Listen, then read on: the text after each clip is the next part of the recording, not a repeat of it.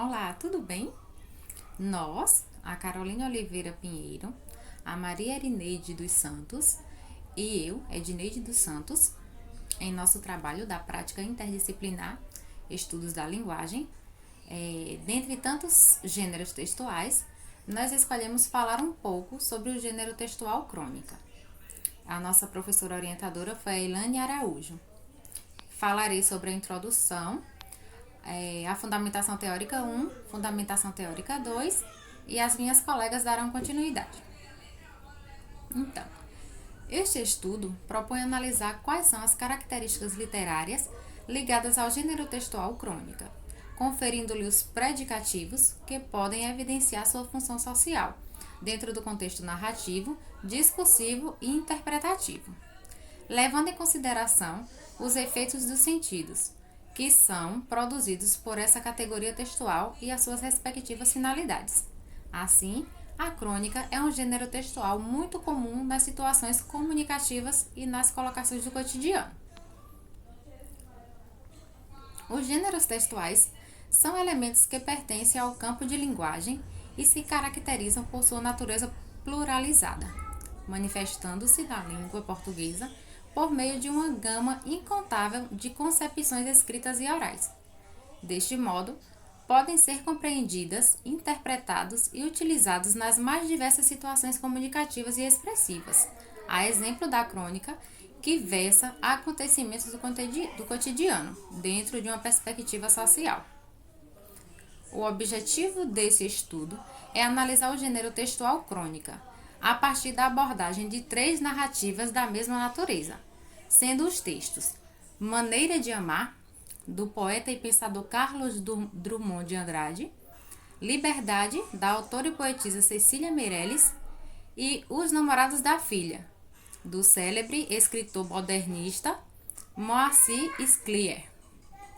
Essas crônicas foram construídas dentro de um contexto social diferente, com finalidades diversificadas, para atender às necessidades de determinados públicos, a exemplo de estudos do curso de graduação em letras, que são amantes da leitura. Olá, tudo bem? Aqui quem fala é Maria Erineide e dando continuidade no que foi dito acima, Estaria agora falando sobre materiais e métodos. Então, o método utilizado nesse estudo foi o da revisão, por meio também de uma pesquisa qualitativa, buscando um conteúdo de forma sistematizada a partir do material já elaborado. Como nos artigos científicos publicados no site, o Google Acadêmico, artigos e publicações online da área da literatura sobre as características do gênero crônica. Afinal, a pesquisa permite cobrir uma ampla gama de fenômenos a partir da publicação primárias e seus critérios de resultado. Características e crônicas. É um gênero que serve para compor materiais de jornais e revistas. Tem aspectos sociólogos e psicólogos ligados ao comportamento humano. Narra os acontecimentos urbanos, histórias com elementos culturais, políticos e literários. Os temas estão ligados à liberdade, à maneira de amar, à seca, às desigualdades sociais, entre outros assuntos. Fundamentação teórica. O gênero pode ser ampliado a partir da classificação, podendo ser descritiva, narrativa, dissertativa, humorística, lírica, poética, narrativa, descritiva e jornalística. No entanto, sua essência remete a um teor genuíno, muito próximo da realidade. Por meio de aspectos literários essa modalidade de gênero pode ser utilizada com o propósito de ensinar, refletir e promover linhas de pensamento críticos através da participação coletiva dos indivíduos que são seres pensantes e sociais.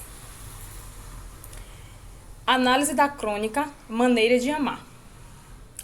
Após realizar a leitura da crônica A Maneira de Amar, de Drummond, é possível perceber a presença simbólica das flores, que adquirem um sentido na representação de seres que expressão e opiniões, sentimentos e sensações, a partir da consciência crítica sobre a conduta moral do jardineiro, que é um personagem protagonista na história. Afinal, é ele quem trabalha e conversa com as flores. Nessa narrativa, o autor, por meio do narrador observador, apresenta uma visão muito ampla sobre os diferentes estilos de amar, enfatizando o comportamento do girassol para com o jardineiro.